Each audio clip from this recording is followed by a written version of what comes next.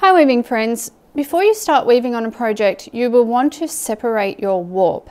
You want to do this because you'll notice that after you've tied on there are these major gaps in between the warp threads, and so separating the warp just allows us to bring those warp threads together so that we don't have big gaping gaps in the beginning of our weaving. I'm going to show you today two methods for separating your warp, and they're both really simple and easy. For the first method I use cardboard sticks.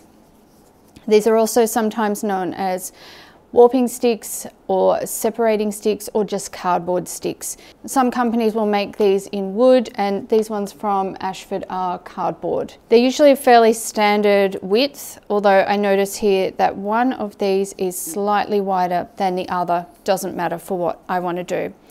So to insert these and allow them to work as warp separators, all I need to do is pop my heddle in up, and if I was weaving on a table loom or a floor loom, I would just open a shed. Just pop that into the gap, press it down, and then go into the opposite shed, which on this loom is the down shed.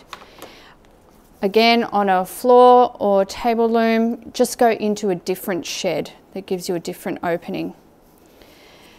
Once they're inserted, I can just beat them down.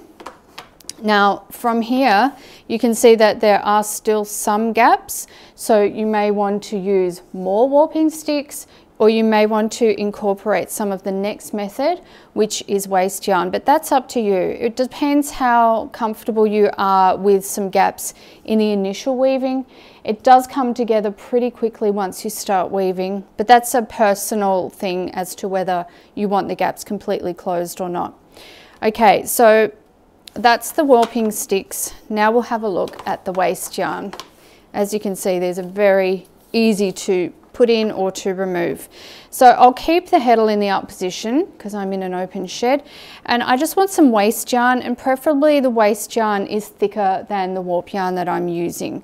So here I've got like a fingering weight yarn for the warp, and my waste yarn is more of like an iron weight or an Australian 10 ply.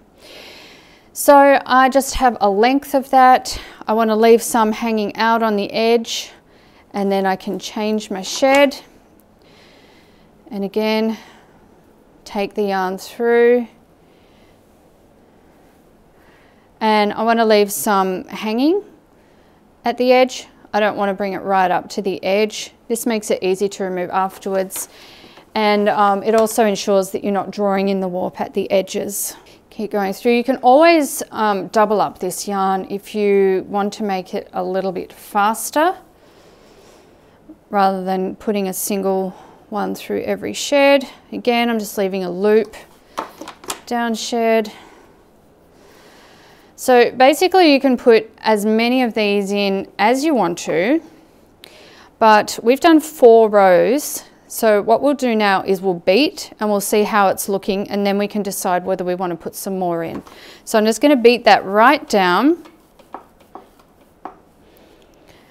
and then back into whatever shed I was going to go into. I think it was the up shed, and that you can see that that has actually closed up the gaps really, really well. Using waste yarn can also kind of highlight whether you have some warp tension issues. For example, here I can see this little bit of warp right here has loosened a little bit.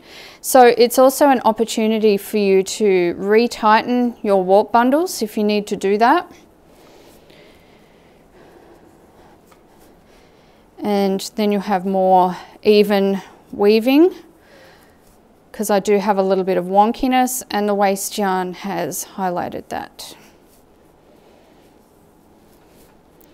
Doesn't take much to tighten up these surgeon's knots. Okay, I'm going to beat that again.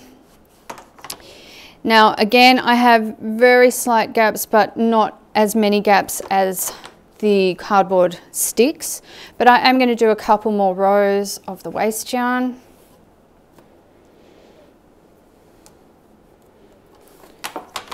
Just 2 rows I think should do it, because it is looking really good. The waste yarn does not become part of the project, it gets removed at the end. Okay, let's beat that down. And that is looking pretty great. There are some tiny gaps, but as soon as I start weaving, they are going to close up. Usually the two methods, it just comes down to personal preference. I usually myself prefer the warping sticks just because it's so quick and easy, but I readily admit that it doesn't close the gaps up as quickly and effectively as the waste yarn does. So let me know in the comments below, have you tried either of these methods or both of these methods, and which is your preferred method? And if you haven't tried them, which one are you going to try first? Well, that's all from me today, folks. Thank you so much for watching, and until next time, happy weaving.